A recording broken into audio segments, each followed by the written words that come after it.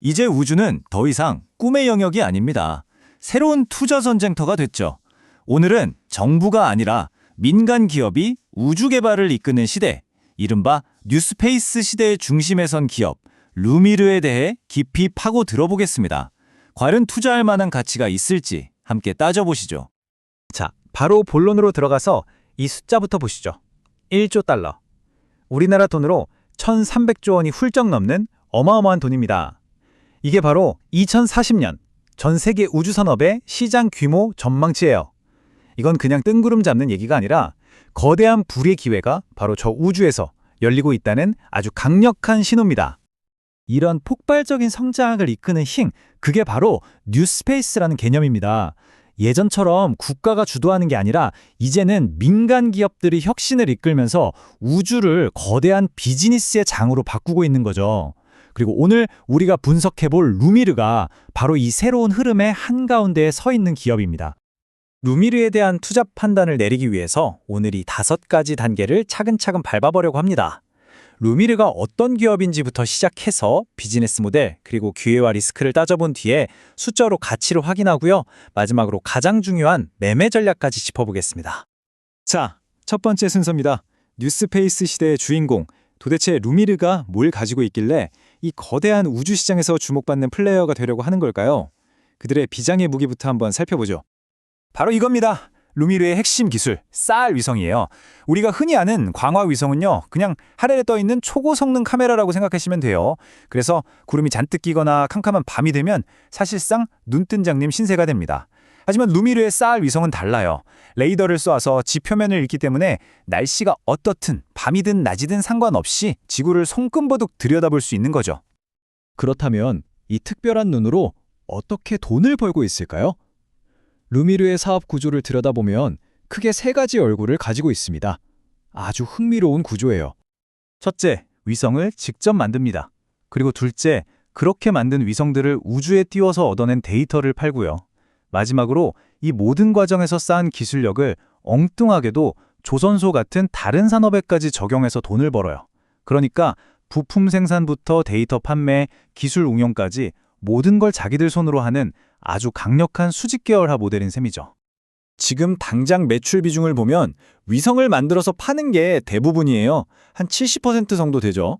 하지만요, 투자자들이 진짜 군침을 흘리는 부분은 따로 있습니다. 바로 아직 매출이 0원인 저데이터 서비스 사업이에요. 여기에 루미르의 미래 성장 잠재력이 응축되어 있다고 보는 겁니다. 자, 이제부터가 진짜 중요하죠. 모든 투자에는 빛과 그림자가 있는 법이니까요. 루미르가 가진 폭발적인 성장 가능성과 동시에 우리가 반드시 인지해야 할 리스크는 무엇인지 균형 있게 한번 따져보겠습니다. 먼저 긍정적인 이야기부터 해볼까요? 도대체 투자자들이 왜 이 기업에 이렇게 열광하는 걸까요? 루미르에 투자해야 하는 이유는 뭘까요? 핵심 포인트를 정리해보면 이렇습니다. 첫째, 아까 말씀드린 SAI 기술. 이건 정말 아무나 따라할 수 없는 독보적인 기술 장벽이고요. 둘째, 정부가 우주 산업을 팍팍 밀어주고 있으니 직접적인 수혜가 기대되죠. 그리고 무엇보다 2026년에 자체 위성 루미르 X를 발사하는 아주 확실한 성장 이벤트가 기다리고 있습니다. 좋습니다. 그럼 이제 동전의 뒷면을 봐야겠죠. 똑똑한 투자자라면 장밋빛 전망만 보지 않습니다. 우리가 감수해야 할 리스크는 어떤 것들이 있을까요? 물론 리스크도 명확합니다. 정부 사업 비중이 높다 보니 정부 정책이나 예산에 따라 실적이 휘청일 수 있고요. 아시다시피 로켓 발사라는 게 언제든 지연될 수 있는 예측 불가능한 변수죠. 그리고 가장 중요한 것, 미래의 핵심 수익원이라고 했던 그 데이터 서비스 매출이 아직은 계약서에 찍힌 돈이 아니라 말 그대로 전망일 뿐이라는 점입니다. 자, 이렇게 기회와 리스크를 양손에 쥐고 이제 루미르의 재무제표를 한번 열어보겠습니다. 과연 숫자들이 루미르의 가치를 어떻게 증명하고 있는지 직접 확인해 보시죠. 이 그래프를 보시면 방향이 아주 명확하게 보입니다. 계속 적자였어요.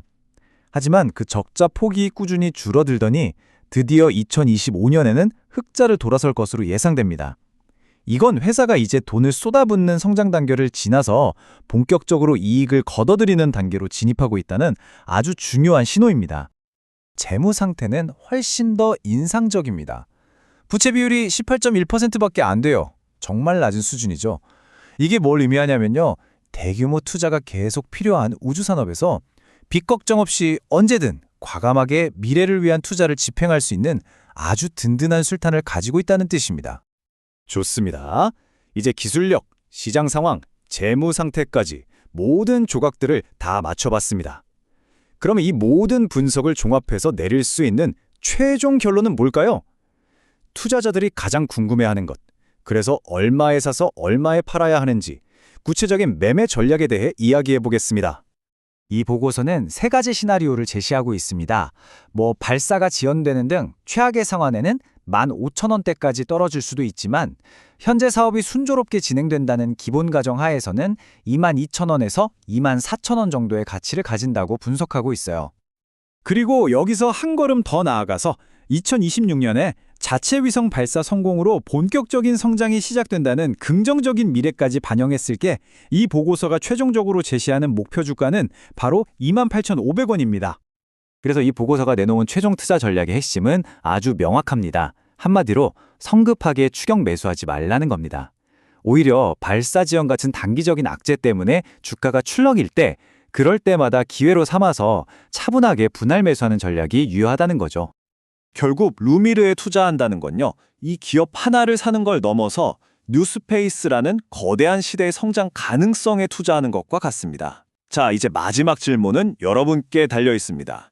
여러분의 포트폴리오는 이 새로운 우주 시대를 향해 쏘아 올릴 준비가 되셨습니까?